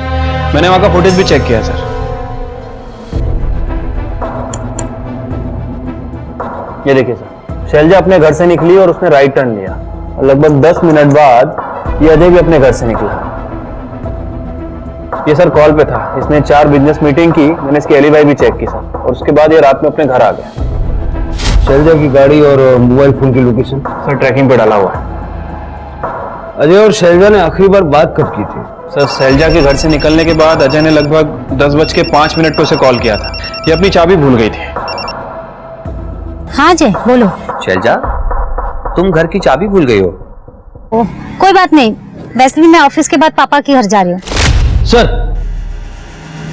जीटी हाईवे के पास वाले जंगल में शैलजा की एक गाड़ी मिली है। शैलजा गाड़ी जंगल में छोड़ के क्यों जाएगी? GT highway? सर वहां तो शमशान भी है। शैलजा का डीएनए और राग का डीएनए मैच करके दो, और उसके फादर पे भी नजर रखो। शैलजा के अफेयर के बारे में उनको पता तो चल ही गया था, क्या पता उन्होंने गायब कर दिया हो। और जिस लड़की के साथ वो भाग कर जाने वाली थी उसको ढूंढो, उसके ऑफिस में जाके देखो किसी को कुछ पता है क्या, उसका लैपटॉप आईटी वालों को दे दो। इसको कहीं देखा है यहाँ पे आते जाते हुए मार्केट के रास्ते में? हाँ मैडम, देखा था इनको। वो आई थी वहाँ पे उस मंदिर में, तो वो सब्जी वाला राजू है ना, उसने बहुत मारा था इनको। अरे राजू भाई, अरे तुम्हारी वजह से मेरा बच्चा फेल हो गया, सड़क पे आ गया, हमारा रोजगार छीन लिया राजू भाई। अरे मैं छोड़ूंगा नहीं इसको। सर शैलजा मैडम के बहुत दुश्मन थे, वो बहुत ऑनेस्ट थे। उन्होंने उनके खुद के जीजा की इल्लीगल बिल्डिंग को डिमोलिश करने का ऑर्डर दिया था। उनके जीजा और बहन ने तो उनको मारने के लिए गुंडे भेजे थे। लैपटॉप और कंप्यूटर शैलजा का है ना? जी सर। कड़े दोनों को जब्त करो। सर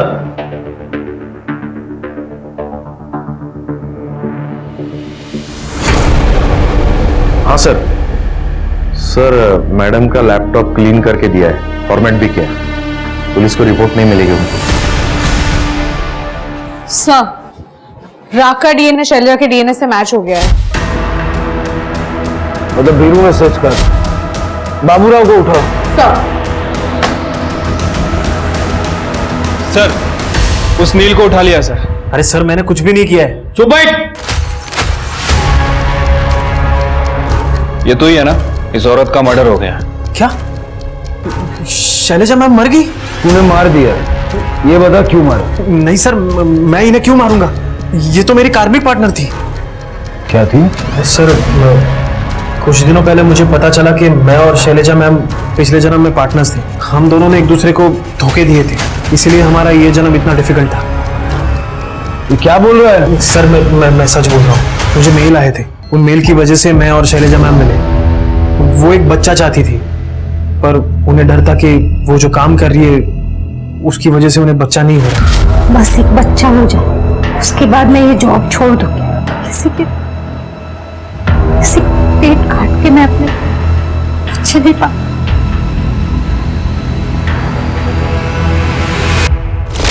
सर मेरा सीए भी क्लियर नहीं हो पा रहा था, घर में पैसों की बहुत तंगी थी। तभी बाबा का मेल आया कि तुम दोनों एक दूसरे से प्यार कर लो तो तुम्हारे पिछले जन्म के सारे पाप धुल जाएंगे और तुम सुखी हो पाओगे। तो ये फोटो, ये सब सर ये सब उस मेल की वजह से हुआ है। 7 तारीख की रात को कहाँ थे? 7 तारीख की रात सर मैं घर पे था, ऑनलाइन ग्रुप स्टडीज चल रहे थे। चिरकी जो बोल रहा है वेरीफाई करो और शैलजा के लैपटॉप में देखो ऐसे कोई मेल्स हैं क्या। मैं शैलजा के फादर से बात करता हूँ। ठीक है सर। सर आपसे ट्रेनिंग में मिलना हुआ था, आपकी केसेस स्टडी करके हम सीखे हैं। Thank you Patil. और मुझे पता है कि तुम मुझसे सवाल करने से हिचक रहे हो, इसलिए मैं खुद तुम्हें सब कुछ बता देता हूँ। 7 तारीख को सुबह मेरी और शैलजा की फोन पर बात हुई थी।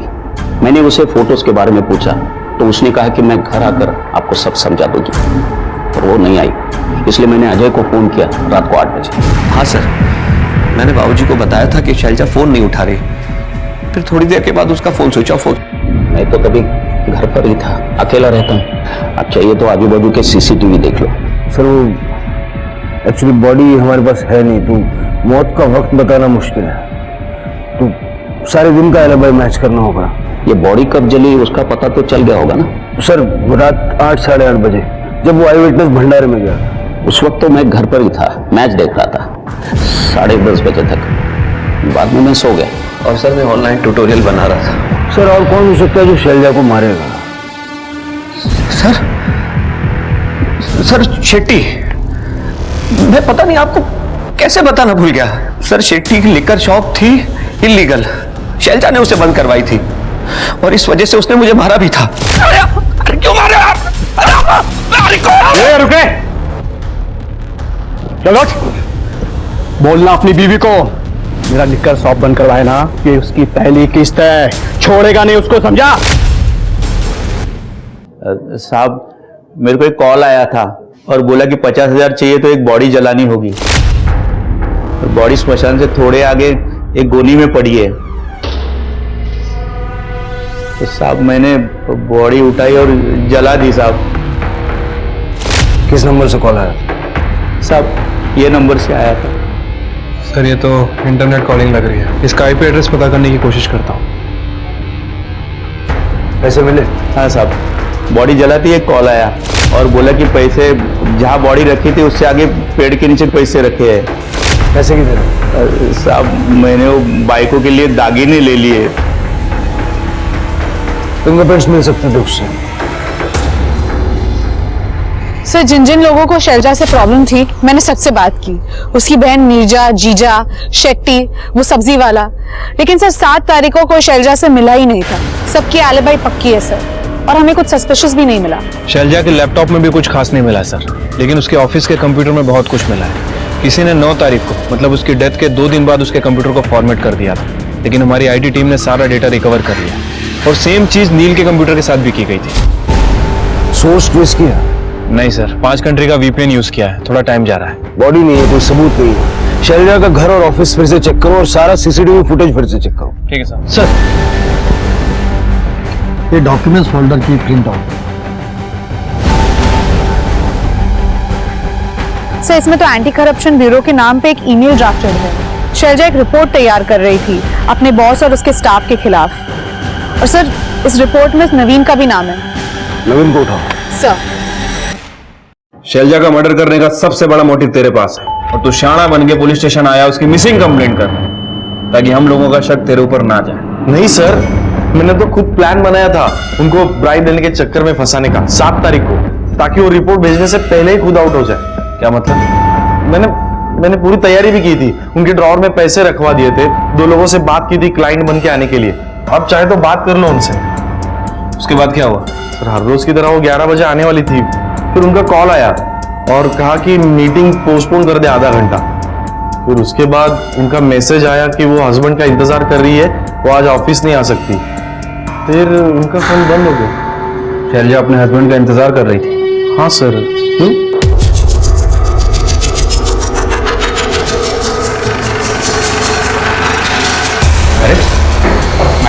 अरे मैडम कहाँ जा रही हैं आप? अरे सर आप मना कीजिए ना इनको, ये क्या ढूंढ रहे हैं सर? अरे सर आप, मैंने कुछ नहीं किया सर, कुछ नहीं मिलेगा सर। अरे मैंने कुछ नहीं किया, कुछ नहीं मिलेगा। अपना काम करने दीजिए। प्लीज बंद करवाइए सर, ये क्या हो रहा है?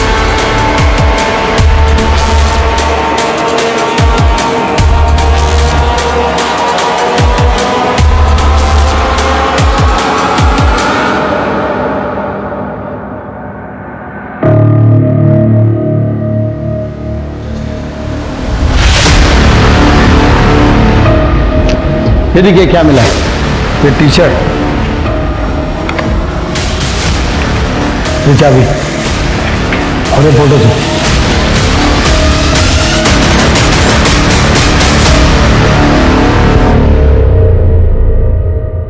पता है जब क्रिमिनल टाइप के लोग क्राइम करते हैं ना, मुझे गुस्सा आता है, लेकिन जब तुम्हारे जैसे पढ़े लिखे नॉर्मल किस्म के लोग क्राइम करते हैं तो मुझे डर लगता है। इतना बड़ा जाल बुना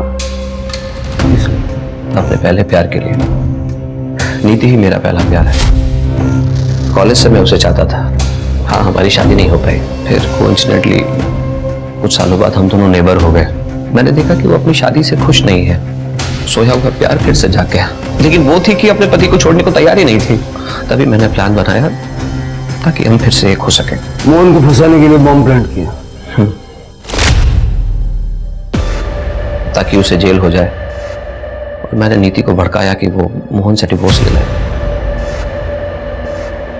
और वो मान भी गई थी। तो तब अपनी बीवी को रास्ते से हटा दिया। शैलजा में सिर्फ एक कमी थी, उसे लगता था कि लोग उसके काम की वजह से उससे नफरत करते हैं, उसे बददुआ देते हैं। मैंने उसके उसी मेंटल पैरानोया का फायदा उठाया और एक बाबा की फेक आईडी बना दी और नील को उससे कनेक्ट करवा दिया। नील को कैसे जानते? एक बार नील का कंप्यूटर ठीक किया था रिमोटली, फिर उसको अपने कंप्यूटर का एक्सेस मुझे देना पड़ा। न जाने कौन कौन से बाबाओं के पास तांत्रिक और न जाने कौन कौन सी वेब साइट को विजिट करता रहता था। बस मैंने दो बेवकूफ़ों को आपस में मिलवा दिया और शैलजा के फादर को फोटोज भेज दिए। उसको मारा कैसे? शैलजा घर से 10 बजे निकली थी और मैंने 10:05 पर उसे कॉल किया और उससे कहा कि हाँ जी बोलो। तुम घर की चाबी भूल गई हो। ओ कोई बात नहीं, वैसे भी मैं ऑफिस के बाद पापा के घर जा रही हूँ। देखो फिर एक काम करो, मुझे अपनी गाड़ी सर्विस सेंटर पे देनी है, तो वो मेरा वहाँ वेट करे और मुझे ड्रॉप करके ही जाए। तो मैंने उसे एक ऐसी जगह बुलाया जहाँ सीसीटीवी था ही नहीं, और फिर मैं भी अपनी कार लेकर वहाँ पहुँच गया।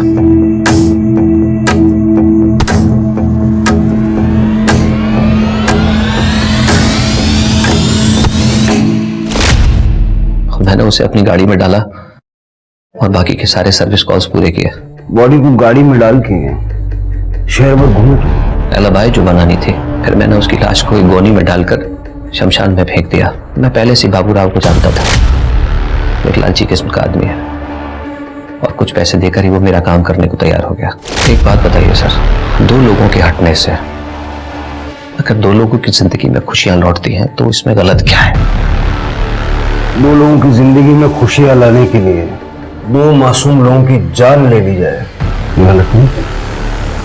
जेल में बैठ के सोच लो। शैलजा की कहानी हमें सबसे बड़ी सीख देती है कि उसके पैरानॉइड और डर की वजह से अजय उसका गलत फायदा उठा रहा था। यह बात हमें समझनी होगी कि हमें कभी भी अपनी कमजोरियों को खुद पर इतना हावी नहीं होने देना चाहिए कि कोई उसका गलत फायदा उठा सके। इसलिए अपनी कमजोरियों को सुधारिए ताकि वो आपकी मजबूरी ना बन जाए। अब मैं आशुतोष राणा विदा लेता हूं आपसे। हम फिर मिलेंगे एक ऐसी कहानी के साथ जो आपको रखेगी सतर्क और जिंदगी को सुरक्षित। तब तक अपना और अपने परिवार का ख्याल रखिए और देखते रहिए क्राइम पेट्रोल सतर्क। जय हिंद। इस तरह के और भी एपिसोड देखने के लिए हमारे चैनल को सब्सक्राइब करें और बेल आइकन दबाना ना भूलें।